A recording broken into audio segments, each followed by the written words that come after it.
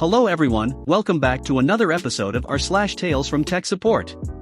In today's episode, we didn't pay for the flux capacitor aka liar, pants on fire. SolidWorks and a company's shared drive.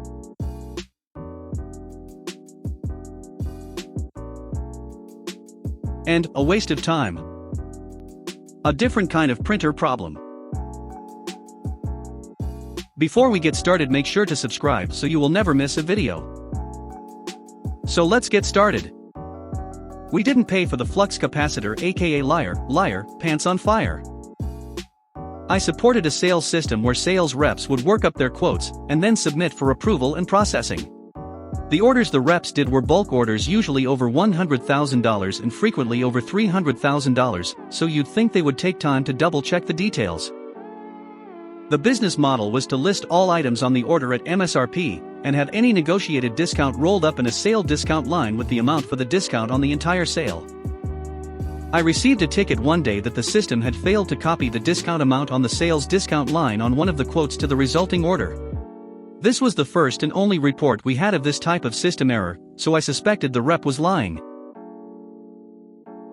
Without going into all the details, between the audit trail and timing of the test environment data refresh, I was able to prove conclusively that the rep had left the discount amount at $0 on the quote until after the order had been invoiced.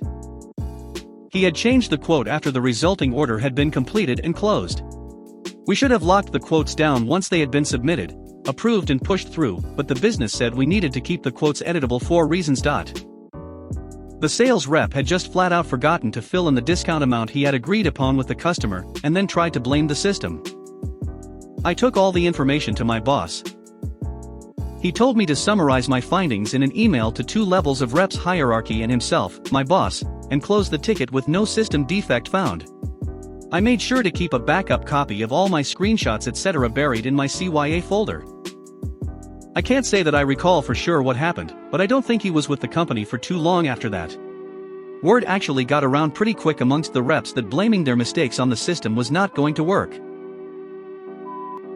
SolidWorks and a company's shared drive. I'm not sure if this story would qualify as tech support, but might as well. Recently I interned at an electronics production company where I was assigned to the engineering department, mechanical design, wiring, jig maintenance, etc.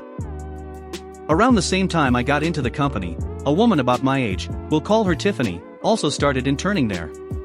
Tiffany was a pretty capable and diligent worker, and our co-workers there were really fond of her. Like really fond.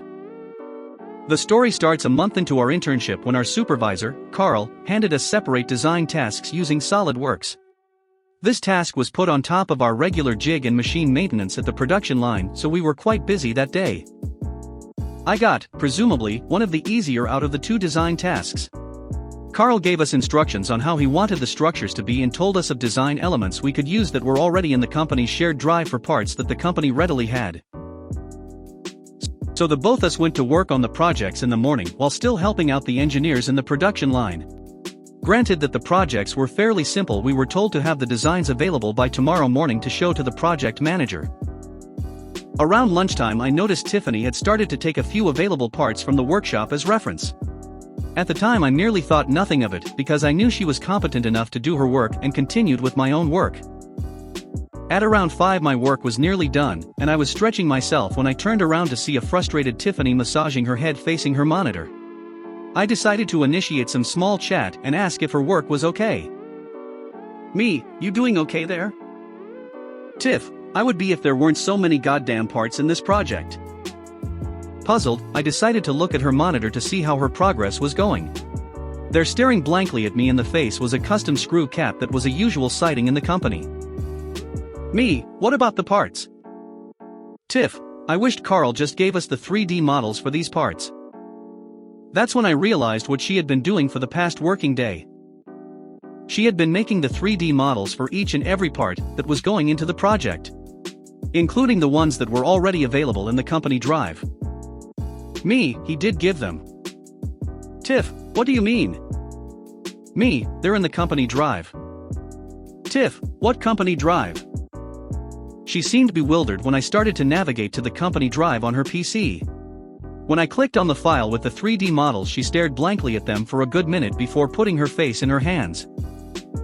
For her project there were around 15 parts that she could have gotten from the company drive, like screws, caps, nozzles, etc. For every minute of the working day she had worked on every single one of them from scratch, and had barely started on the main structure. Tiffany then continued her work with a sullen face, using the available 3D models, while I finished up on my work when it was nearing the end of the shift. Tiffany had no choice but to work overtime to finish her task. I initially decided to leave on time to meet with some friends, but later thought to cancel my plans and also work overtime to help her out. Later went out for a late dinner with her, and she explained how she had no idea what the company drive was, ignored it, and merely continued with work. So that's basically the whole story, and how I got my first girlfriend. Sorry for the medium to long post. This is my first time posting here. And a waste of time. So one evening, recently, I get a text from a customer who I had helped before. He basically said he wanted to get a new laptop for his wife, but he really knew nothing about computers and knew I did, so he really wanted my help. He informed me that the system she has is only a year old, but it is running like garbage, and he thinks it needs replaced. He told me that he had a $1,000 budget. He said he trusts my recommendation and has the money in hand. He informed me of what she will use the system for, etc., etc. Now I should let you guys know that I had prior knowledge of his wife's system, as I have worked on it recently. It has an Intel i3 with 4 GB RAM and a mechanical hard drive. So anyway, now I did tell him at the time that my recommendation would include at least an i7 CPU, a solid-state hard drive, as well as a minimum of 16 GB RAM. He responds with, yes, whatever you suggest, as long as it is better than what she has now, and as long as it don't exceed $1,000. So I told him to give me a few hours, and I would just email him a few links to some systems on Amazon that I would recommend. So about an hour later, I find a little bit of time. I sit down and get to work on searching out some systems that would fit his budget and what his wife will be using it for. Of course, this does not take a lot of time. When you know what you are looking for and know how to use the search filters, it goes pretty quick. All in all, after comparing 3 different laptops, I sent him the links in an email in the order that I would recommend each system, and included an explanation of why I suggested each one in the order that did. By this time, it is late and I knew I would not get a reply, so I went on to bed. Well, this morning, I wake up, get my day started, and around mid-morning I get a text from the guy. The text includes a link to Walmart, and it shows a laptop. The text reads, "I got your email, thank you. We decided to order this one last night. What do you think?" I asked, "You already ordered it?" He says replies, "Yes." I open the link, look at the system, and could almost not contain my laughter. The system he ordered was the same exact model as the one he had, and so of course it had the same exact specs. LOL, it took me a good 10 minutes to reply because I was laughing, and then of course I had the confusion, and then of course that turned to anger because again, I had gone out of my way to help someone that was not going to listen to someone who knows what they are talking about. Now yeah, I could have replied, called the guy an idiot, could have told him he ordered the same exact system, but I took the high road. I simply replied and said, "Great man, hope it works out for you guys. Talk to you later." So I hope you guys find this comical, amusing, educational, etc. Have a great night everyone. A different kind of printer problem.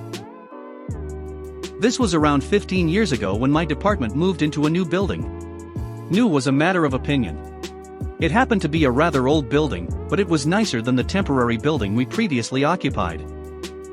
We set up our IT office and repair bench with the standard array of monitors, laser printers, tools, bins for parts, you know the drill.